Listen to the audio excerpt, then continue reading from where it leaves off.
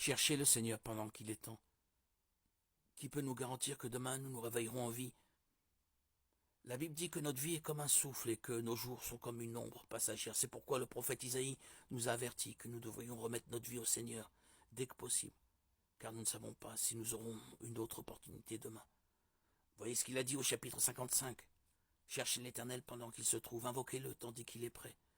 Que le méchant abandonne sa voie et l'homme d'iniquité ses pensées, qu'il retourne à l'Éternel qui aura pitié de lui, à notre Dieu, qui ne se lasse pas de pardonner. Peu importe les erreurs que vous avez commises dans le passé, Dieu n'est pas préoccupé par cela.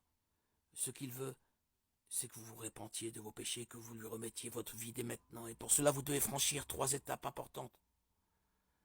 La première est de confesser vos péchés à Dieu. La Bible dit, si nous confessons nos péchés, il est fidèle et juste pour nous les pardonner et pour nous purifier de nos iniquités. Comme nous pouvons le voir, le pardon de Dieu est une promesse pour nous tous.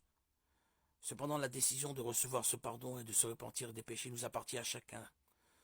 Donc, mon frère, ma sœur, confessez vos péchés au Seigneur et croyez que vous avez déjà été pardonné.